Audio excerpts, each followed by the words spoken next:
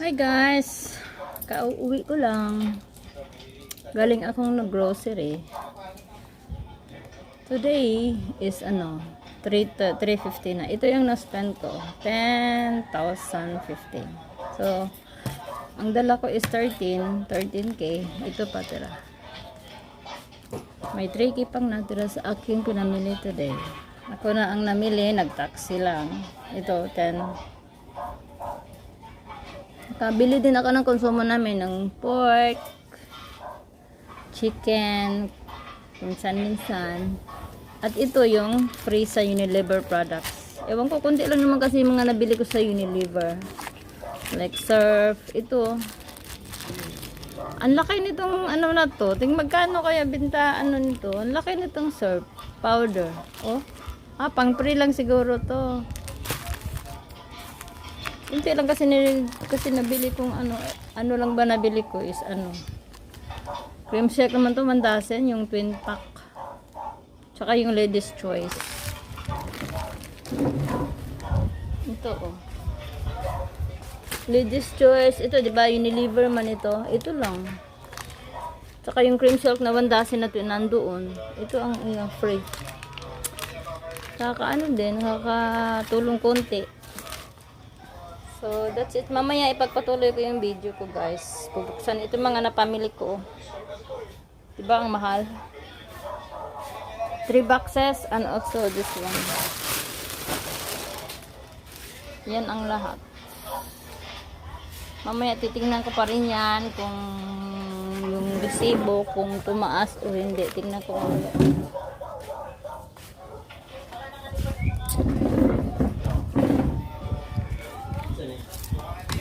Ay, sabon, isang box dyan. Sabon.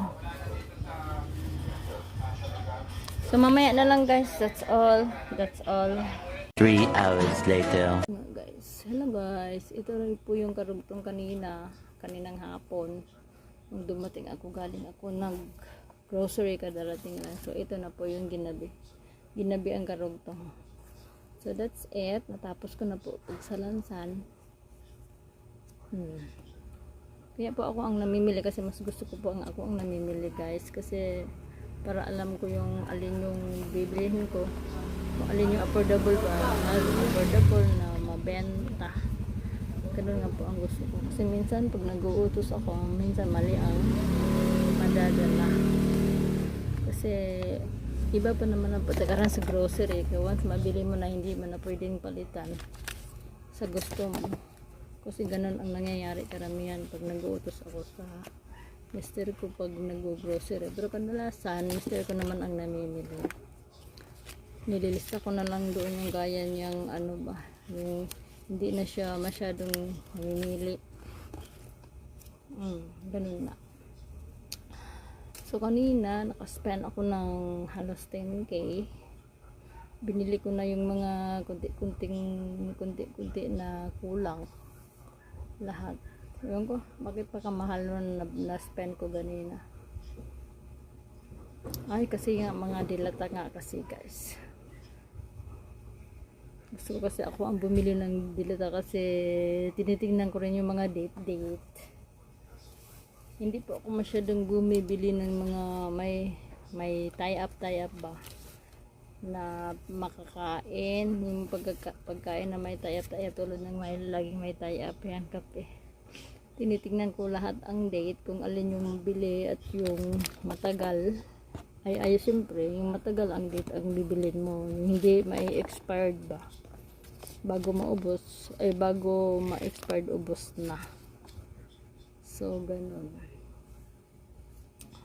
Katatapos ko lang magsalansan. Sensya na po, medyo madilim ng aking background. You know what time is it now? Is na? Alas 8, mag-alas 9 na nga kasi ang bilis ng oras. Yun na nga, guys. Mas gusto ko ang ako namimili. Kasi syempre, mas mahusay tayong mga babae. Pero ako, believe naman ako sa mga lalaking sila ang hands-on sa kanilang mga sari-sari store.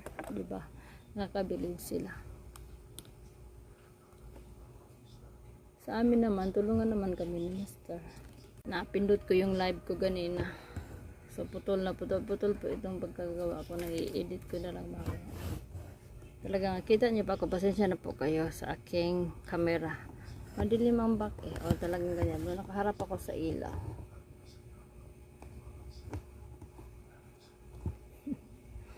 Guys, sasabihin ko sa inyo ngayon is mabilis po ang aking tindahan. Ganun man talaga. Ano bang mabilis sa aking tindahan? Ngayon is yung mga malalamig. Pero kahit po mainit ang panahon, marami pa rin pong nagkakape. Kaya ang dami kong biniling kape din kanina. Mas mabili po sa akin yung Nescafe original singles, tsaka yung mga stick. Kasi karamihan ng karon customer stick na ang stick ng kape, premium stick, Nescafe stick, ganun. Yung dalawang klase lang ang andito sa akin parati kasi yun ang mabili. Sa mix 6 naman, yung original Nescafe, twin pack and the singles and the Copico Blanca. Yun ang mabili sa Blanca, Nescafe white. Yung brown hindi na masyado, hindi ko alam bakit ganun.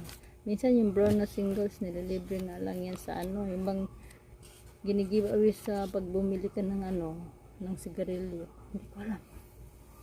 Boxes na sigarilyo, rim. Kunwari bumili ka ng 5 rim, bibigyan ka ng isang tay na na Copico brown. So minsan yung mga ganong na free, binibenta ko ng mas mura. Minsan size 5. Kung magkano gusto niya, basta yun lang. Kasi para naman hindi sila magtaka. Malayo pa naman ang date. Dito ng last. Mister ko kasi yung suki namin sa labasan. Wholesaler ng sigarilyo. Wholesaler, retailer. Wala na silang kape, minsan brown, black. Tapos nitong huli, minsan century 2 na naman ang binibigay. Hindi ko alam bakit. Pero pag ako ang bumili, no love pa rin. Pero mister ko may friend kasi sila sa dati pa. Hinayaan ko na lang. So, ganito lang po. Storytelling na naman itong ating parati. Hindi ko na masyadong pinapakita yung hindi ko na masyadong pinapakita yung mga pinamimili ko. Basta yung na-spend ko kanina, ganun. Bukas naman, ang bibili namin is yung soft drinks. Soft drinks na debote. Tulad ng Coke. Tsaka yung, kanina bumili rin ako kanina ng yung mga energy drink. Medyo mabagal sa akin kasi nga marami nang natututo. Ayaw uminom ng energy kasi nga maraming nagkakasakit po sa energy drink. Hindi, kunti lang binibili ko.